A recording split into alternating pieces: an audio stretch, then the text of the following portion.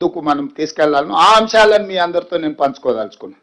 ఈరోజు కృష్ణానది జలాల మీద ఆంధ్రప్రదేశ్కి 512, తెలంగాణకు 299 టీఎంసీల నీటి కేటాయింపుల కోసం చంద్రశేఖరరావు గారు 2015లో కావచ్చు, 2020లో కావచ్చు, ఆ తర్వాత కృష్ణా బచావ్ ట్రిబ్యునల్ ఇచ్చినప్పటి వరకు శాశ్వతంగా బ్లాంకెట్గా మంజూరు చేసి వచ్చేసిండు.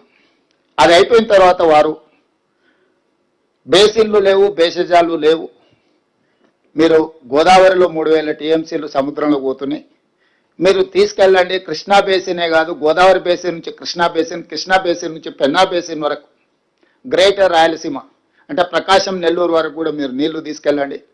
ఎవరేమనుకున్నా, ఎవరికి కడుపు నొప్పి అయినా పర్వాలేదు, రాయలసీమ నేను రతనాల సీమ చేస్తానని వారు స్వయంగా ప్రకటించి, వారే జగన్మోహన్ రెడ్డి గారిని ఇక్కడికి పిలిచి ఆశీర్వదించి, వారికి సూచనలు సలహాలు ఇచ్చి, జీవోలు ఇచ్చి, టెండర్లు చేసి అన్ని రకాలుగా వారికి సహకరించింది. సార్, వారిద్దరి అనుబంధం ఎలాంటిది అయినా అది తెలంగాణకు తీరని నష్టం. వారిద్దరి మధ్యలో ఆప్యాయత ఉండడాన్ని, అనుబంధం పెంచుకుంటే మాకేం అభ్యంతరం లేదు. కానీ శాశ్వతంగా తెలంగాణ ప్రజలకు కృష్ణానది పరివాహక ప్రాంతంలో ఉండే రైతాంగానికి మరణ శాసనం రాసే అధికారం చంద్రశేఖరరావు గారికి ఎవరు ఇవ్వలేదు. ప్రజల యొక్క హక్కులను కాపాడడానికి మాత్రమే ప్రజలు అధికారం ఇచ్చారు. ఆ అధికారాన్ని వినియోగించి తెలంగాణ రైతాంగం, తెలంగాణ ప్రజలకు శాశ్వత మరణ శాసనం రాసే అధికారం చంద్రశేఖరరావు గారికి ఎవరు ఇవ్వలేదు. వాస్తవంగా చంద్రశేఖరరావు గారు ఇంకొక విధంగా వాదించినుంటే, ఈరోజు హైదరాబాద్ నగరానికి తాగునీళ్లు తెచ్చుకుంటున్నాం కృష్ణానది నుంచి. హైదరాబాద్ నగరంలో ఇతర రాష్ట్రాలతో పాటు ఆంధ్రప్రదేశ్ ప్రజలు కూడా దాదాపు 20% ఉన్నారు. అసలు ఉమ్మడి కోట నుంచి హైదరాబాద్ నగరానికి తాగునీటి జలాలను సపరేట్ చేసిన తర్వాత మిగిలినవి పరివాహక ప్రాంతం మీద మనం పంపకాలు చేపడదాము అన్నుంటే అది చర్చ ఇంకొకలాగా ఉండేది. ఆ విధంగా వారు ఎప్పుడు చర్చించలే. అదేవిధంగా ఈరోజు ఉన్న ప్రాజెక్టులకు సంబంధించి మనము నష్టాన్ని ఒకటే కోణంలో చూస్తున్నాం, నేను రెండో కోణంలో కూడా చూస్తున్నా. ఆనాడు ఉమ్మడి రాష్ట్రంలో 2011 ఆనాడు చిన్నారెడ్డి గారు, డాక్టర్ మల్లు రవి గారు, డికే అరుణ గారు ఉమ్మడి రాష్ట్రంలో ప్రధానంగా పాలమూరు రంగారెడ్డి జిల్లాల కృష్ణా పరివాహక ప్రాంతంలో సాగునీరు, తాగునీరు తీవ్రమైన సమస్య ఉన్నదని మాట్లాడితే, ఆ రోజు ఉమ్మడి రాష్ట్రంలోనే కిరణ్ కుమార్ రెడ్డి గారు ముఖ్యమంత్రిగా ఉన్నప్పుడు పాలమూరు రంగారెడ్డి ఎత్తిపోతల ప్రాజెక్టుకు ప్రభుత్వం ఆనాడు సర్వేలకు జీవోలు ఇచ్చి ప్రాజెక్టు నిర్మించాలి, రోజుకు 2 టీఎంసీల నీళ్లు తీసుకోవాలి, జూరాల నుంచి తీసుకోవాలని చెప్పి ఆ రోజు స్పష్టంగా నివేదిక ఇవ్వండి అని చెప్పి సర్వేకు ఆదేశాలు ఇవ్వడం జరిగింది. ఈరోజు చంద్రశేఖరరావు గారు జూరాల నుంచి పాలమూరు రంగారెడ్డి ఎత్తిపోతల ప్రాజెక్టును శ్రీశైలంకు తరలించడం వల్ల జరిగిన నష్టాన్ని నేను వివరించదలుచుకున్నా. ఈరోజు అది తుంగభద్ర కావచ్చు, లేకపోతే కృష్ణానది కావచ్చు, భీమా కావచ్చు, నదులు ఉపనదుల నుంచి ఏ వచ్చినా మహబూబ్ నగర్ జిల్లాలో గద్వాల్, అలంపూర్ ప్రాంతంలో మొట్టమొదటి తెలంగాణ రాష్ట్రంలోకి నీళ్ళు వస్తాయి. ఆ నీళ్లు తెలంగాణ రాష్ట్రంలోకి వచ్చిన వెంబడే ఒడిసి పట్టుకొని తెలంగాణకు తెచ్చుకుని ఉంటే, ఈరోజు ఆంధ్రప్రదేశ్ ప్రభుత్వం శ్రీశైలం బ్యాక్ వాటర్స్ నుంచి పోతిరెడ్డిపాడు కావచ్చు, హంద్రిని కావచ్చు, ముచ్చమరి కావచ్చు, మలయాళ కావచ్చు, కేసీ కెనాల్కు కావచ్చు, ఏమైనా వెలుగొండ కావచ్చు, ఏ ప్రాజెక్టులకైనా నీళ్లు మనం వదిలితేనే వాళ్ళకు దొరుకుతుండే.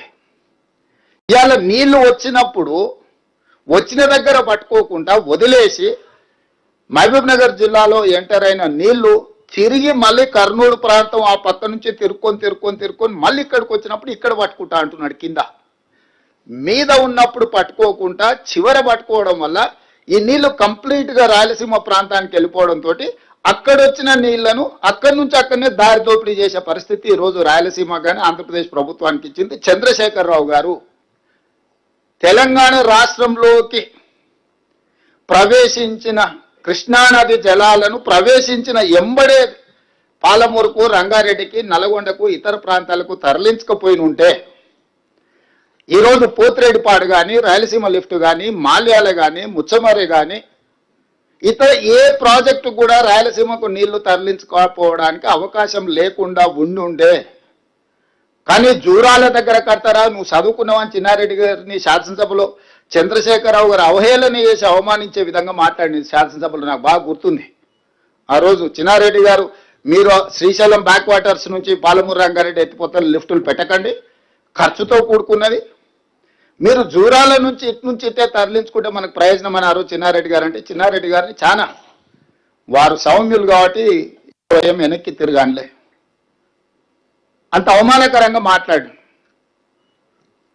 వారు ఆ రోజు చేసిన సూచన ప్రకారం ఈరోజు జూరాల నుంచే మనం నీళ్లు తెలంగాణకు తెచ్చుకుని ఉంటే ఈరోజు ఇన్ని నీళ్లు కొల్లగొట్టడానికి ఆంధ్రప్రదేశ్ ప్రభుత్వానికి అవకాశమే లేకుండే. నెంబర్ 1 చంద్రశేఖరరావు గారు అహంకారపూరితమైన అవినీతితో కూడుకున్న ఆలోచనలతో చేసిన నిర్ణయాలు ఈరోజు కృష్ణానది పరివాహక ప్రాంత రైతాంగానికి ప్రజలకు ఒక మరణ శాసనం రాసింది. ఇది నెంబర్ 1. నెంబర్ 2, ఈరోజు ఆంధ్రప్రదేశ్కి 512 టీఎంసీల నీళ్లు వాడుకోవడానికి కృష్ణా డెల్టాలో ఎక్కువ ఆయకట్టు ఉంది. కిందికి వెళ్ళాలి, కృష్ణా గుంటూరు ఆ పక్కకి వెళ్ళాలి ఆ నీళ్ళు వాడుకోవాలంటే. అప్పుడు ఆ నీళ్ళు ఏంది, శ్రీశైలం దాటాలి, నాగార్జున సాగర్ దాటాలి, పులిచింతల దాటాలి, ఆ తర్వాతనే కింది కృష్ణా డెల్టాకు వెళ్ళాలి. అట్లా చేయడం వల్ల భూగర్భ జలాలు తెలంగాణలో పెరగడానికి అవకాశం ఉంది. ప్రతి సందర్భంలో ఆ నీళ్లు ఎంతో కొంత మన వాట తీసుకోవడానికి అవకాశం ఉంది. అది నాగార్జున సాగర్లో కావచ్చు, అది శ్రీశైలంలో కావచ్చు, పులిచింతలో కావచ్చు. ఈ రెండే ఈ నీటి కేటాయింపులే కాకుండా విద్యుత్ ఉత్పత్తి. ఈరోజు పవరు పీక్ అవర్స్లో పెద్దలు బట్టి విక్రమార్క గారు చెప్పాలి 10 రూపాయల పైన పెట్టాల్సి వస్తుంది మనకు సందర్భంలో. ఈరోజు నీళ్ల ద్వారా జల విద్యుత్తు ద్వారా విద్యుత్తును ఉత్పత్తి చేస్తే 4 పైసలు 8 పైసలు పడుతుంది. ప్రాజెక్టుల ఇన్వెస్ట్మెంట్ కాస్ట్ అయిపోయింది కాబట్టి రా మెటీరియల్కి ఏం కాస్ట్ లేదు. నీళ్లు దేవుడిచ్చిన వరం కాబట్టి శ్రీశైలం, నాగార్జున సాగర్, పులిచింతలో విద్యుత్ ఉత్పత్తి చేస్తే ఆ విద్యుత్తులో తెలంగాణకు వాటా వస్తే 4 8 పర్ యూనిట్ విద్యుత్ వచ్చేది. ఈరోజు శ్రీశైలం వెనకాల నుంచి వెనకాలనే పోతిరెడ్డిపాడు, రాయలసీమ, ముచ్చమర్రి, మాల్యాల ద్వారా నీళ్లు లిఫ్టులు చేసుకొని పోవడం వల్ల శ్రీశైలం పవర్ ప్రాజెక్టు డిఫంక్ట్ అవుతుంది, Nagarjuna Sagar power project defunct అవుతుంది, పులిచింతలో ఉన్న పవర్ ప్రాజెక్టు డిఫంక్ట్ అవుతుంది. మీరు కేవలం నీళ్ల తీసుకెళ్లడం ద్వారా వ్యవసాయానికి జరిగే నష్టాన్ని మనం ఆలోచన చేస్తున్నాం. కానీ 4 8 యూనిట్ దొరికే పవర్ ప్రాజెక్ట్స్ కూడా డిఫంక్ట్ అవడంతో 10 రూపాయలకు పర్ యూనిట్ కొనుక్కునే పరిస్థితి తెలంగాణకు వస్తే, ఒకవేళ 10 రూపాయలు పెట్టినా విద్యుత్తు దొరకని పరిస్థితి వస్తే విద్యుత్తు పరంగా కూడా తెలంగాణకు తీరని నష్టం జరుగుద్ది. ఈ రెండవ నష్టాన్ని కూడా చంద్రశేఖరరావు గారే మనకు అందించిండు. మూడవది, ఆనాడు 2 టీఎంసీలతో పాలమూరు రంగారెడ్డి ఎత్తిపోతల కంబైన్డ్ స్టేట్లో జీవో ఇస్తే చంద్రశేఖరరావు గారు వచ్చిన తర్వాత 2 టీఎంసీలను కాస్త 3 టీఎంసీలు చేస్తాం అనుకున్నాం మేము. 2 టీఎంసీలను కాస్త 1 టీఎంసీకి చేసిండు. ఒఫీషియల్ రికార్డ్స్ ఉన్న అధికారులు ఇక్కడ ఉన్నారు.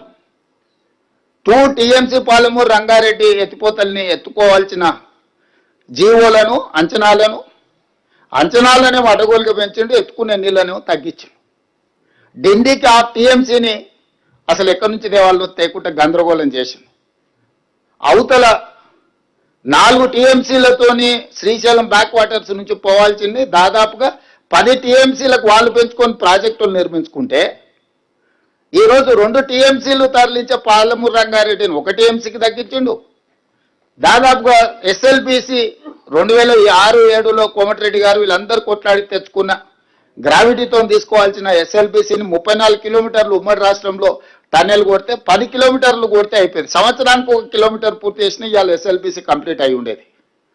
జస్ట్ ఆ రోజు 1000 కోట్లు ఖర్చు పెడితే ఇవాళ 3000 కోట్లు అంచనా పెరిగినా అలా 1000 కోట్లు అంచనా ఖర్చు పెడితే 3,64,000 ఎకరాలకు నల్గొండ జిల్లాలో నీళ్ళిచ్చే ఎస్ఎల్బిసిని పడవ పెట్టిండు. పాలమూరు రంగారెడ్డి ఎత్తిపోతలను జూరాల నుంచి శ్రీశైలానికి తరలించే అంచనాలు పెంచి దాన్ని ఈరోజు వరకు పూర్తి చేయలే. ఉమ్మడి రాష్ట్రంలో మొదలుపెట్టిన కల్వకుర్తి లిఫ్ట్ ఇరిగేషన్కి నీటి కేటాయింపుల మీద ఇంతవరకు పరిష్కారం చూపించలే, అది పూర్తి చేయలే. భీమా, నెట్టంపాడు, కోయిల్సాగర్ ఏ ప్రాజెక్టు చూసినా సీతారామసాగర్ వరకు, ఇందిరాసాగర్ వరకు ఆ కిందికి పోతే ఏ ఒక్క ప్రాజెక్టు కూడా ఈ 9.5-10 సంవత్సరాలలో చంద్రశేఖరరావు పూర్తి చేయకపోవడం వల్ల ఈరోజు మనకు హక్కులు రాలేదు, ప్రయోజనము చేకూరలేదు. చివరికి ఈరోజు దాన్ని సర్దిద్దుదామని మేము ఎప్పుడైతే కూర్చొని ఈయన ఇచ్చిన లేఖలు ఈయన వాళ్ళ పట్ల చూపించిన ఔదార్యం, ప్రేమను ఇది తెలంగాణ ప్రజలకు ప్రయోజనం లేదని ఎప్పుడైతే మేము మాట్లాడుతున్నామో ఈ రోజును ప్రజలను తప్పుదోవ పట్టించడానికి ఈ రోజు వాళ్ళు శాయశక్తుల ప్రయత్నం చేస్తున్నారు.